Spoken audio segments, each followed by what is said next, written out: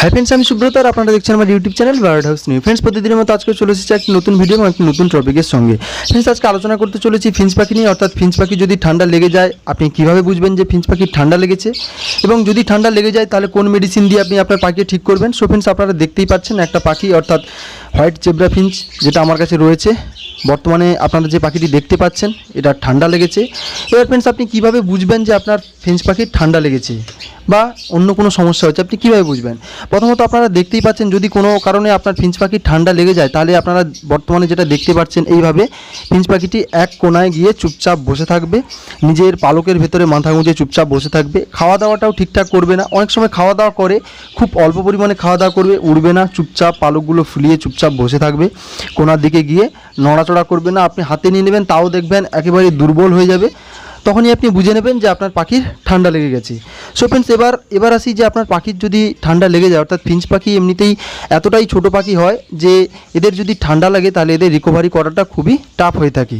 এদের এমনিতেও যদি সিজন চেঞ্জ প্রবলেম হয়, সিজন চেঞ্জের ক্ষেত্রেও এদের ঠান্ডা লেগে যায়। সো फ्रेंड्स এদের যদি আপনি রেখে থাকেন তাহলে অবশ্যই এদের একটু যত্ন করে রাখবেন। এরপর আসি যদি আপনার ফিঞ্চ পাখির ঠান্ডা লেগে যায় তাহলে আপনি কোন কোন মেডিসিন ব্যবহার করবেন আর কোন কোন ট্রিক আপনি ব্যবহার করবেন সুস্থ করানোর জন্য। সো फ्रेंड्स প্রথমত আপনি যদি বুঝতে পারেন এইসব সিমটমস দেখে যে আপনার পাখির ঠান্ডা লেগেছে তাহলে প্রথমত আপনি আপনার পাখিটিকে আলাদা করে দেবেন।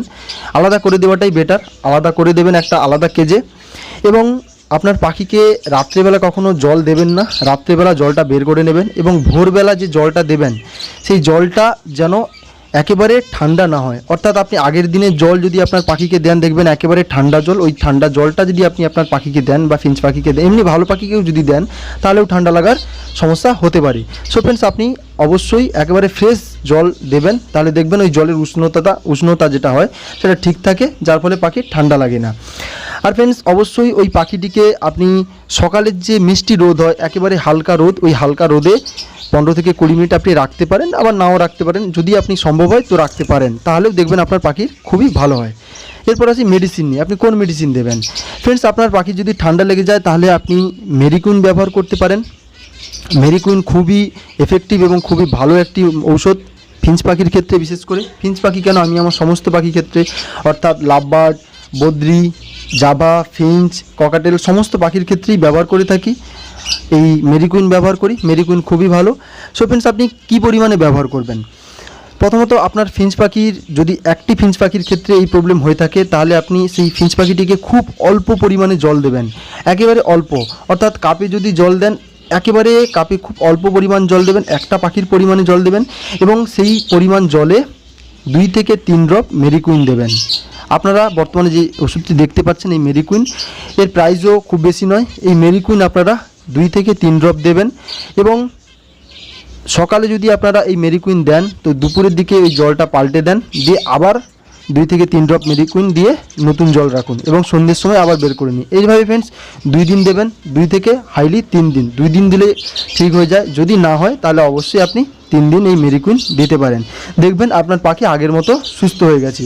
তবে फ्रेंड्स এই পাখি এতটাই ছোট, অর্থাৎ ছোট সাইজের পাখি হওয়ায় এই পাখির যদি ঠান্ডা গুরুতরভাবে লেগে যায় তাহলে রিকভারি করাটা খুব টাফ হয়ে পড়ে। সেক্ষেত্রে আপনারা প্রথমত সকালের দিকে 10 থেকে 15 মিনিট বা 15 থেকে 20 মিনিট আপনারা হালকা রোদে রাখতে পারেন। একেবারে বেশিক্ষণ রেখে দেবেন না, বেশিক্ষণ রাখাটাও ভালো নয়, তো এতে আপনার পাখি আরও তাড়াতাড়ি রিকভারি হয়ে যাবে। আর অবশ্যই বৃষ্টি বা বর্ষা যদি হয় আপনার পাখির কেজ অবশ্যই ঢাকা দিয়ে বা ভালোভাবে ঢাকিয়ে রাখবেন, কারণ এই পাখির একটু ঠান্ডাতেই ঠান্ডা লেগে যায়। আর फ्रेंड्स অবশ্যই কালকে সুপার সাইক্লোন হওয়ার কথা আছে, তাই অবশ্যই আপনি আপনার পাখিকে সাবধানে রাখবেন এবং আপনিও সুস্থ থাকবেন, পাখির সুস্থতার সাথে সাথে আপনি নিজেও সুস্থ থাকবেন। সো फ्रेंड्स আজকের ইনফরমেশান এই ছোট্ট ইনফরমেশানটাই দেওয়ার ছিল আপনাদের। আর फ्रेंड्स আরেকটি খুব গুরুতর প্রবলেম যেটি লাভবার্ডের ক্ষেত্রে বিশেষত হচ্ছে বা বর্তমানে বাজরির ক্ষেত্রেও দেখা যাচ্ছে, হঠাৎ পাখি হাঁপাতে হাঁপাতে মারা যাচ্ছে।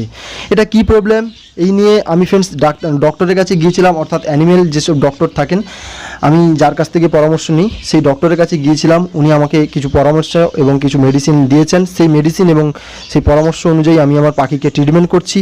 তার কি রেজাল্ট হয় আমি অবশ্যই আপনাদের সাথে শেয়ার করব। আপনারা জানেন যে কোনো সমস্যা আগে আমি নিজে ফেস করি এবং নিজে ট্রিটমেন্ট করি, এক্সপেরিমেন্ট করি, তারপরে আপনাদের সাথে শেয়ার করি। সো ফ্রেন্ডস, আমি এক্সপেরিমেন্ট করছি।